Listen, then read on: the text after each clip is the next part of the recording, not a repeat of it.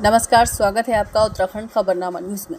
हल्द्वानी विधायक सुमित हृदयेश ने नैनीताल जिले की जिलाधिकारी द्वारा नगर निगम क्षेत्र में लगाए जा रहे जन समाधान दिवस पर सवाल उठाते हुए कहा कि उनके विधानसभा क्षेत्र के अंतर्गत लगने वाले जन समाधान दिवस पर ना तो सही समय पर विधायक को जानकारी दी जा रही है और ना ही फरियादियों को सही तरीके से सुना जा रहा है। उन्होंने कहा कि जिस तरह से जिलाधिकारी भाजपा के पदाधिकारियों को बगल में बैठाकर जनता दरबार लगाकर एक प्रिंसिपल की तरह फरियादियों से व्यवहार कर रही हैं, वह बेहद दुर्भाग्यपूर्ण है। उन्होंने कहा कि जिलाधिकारी जब मंत्री, विधायकों और पूर्व नेताओं की भी नहीं सुन रही तो ऐसे में भाजपा द्वारा उन्हें खुद ही मेयर का टिकट दे देना चाहिए।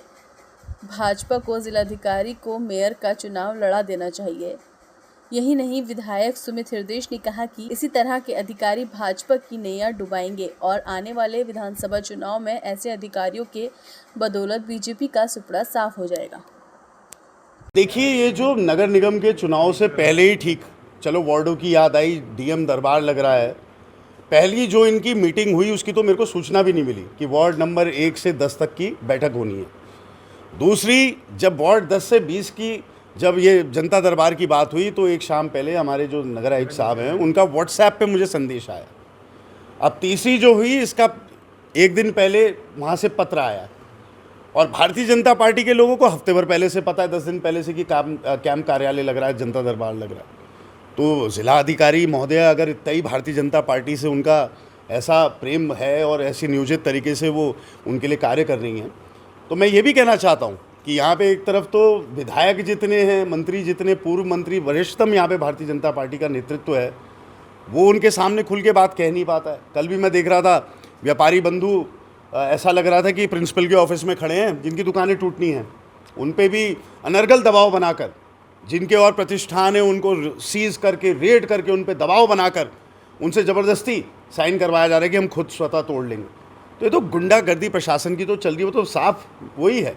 लेकिन जनप्रतिनिधियों की ही आवाज़ जब नहीं सुनी जाती, इनके मंत्री हो गए, इनके विधायक हो गए, तो ये बहुत बड़ा विषय है कि भारतीय जनता पार्टी भी पूरा संरक्षण डीएम महोदया को दे रही है।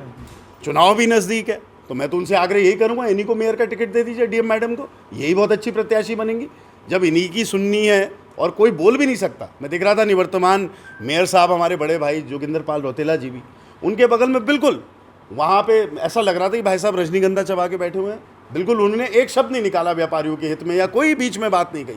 पूरी डीएम मैडम विमोचन दे रही है 15 मिनट का।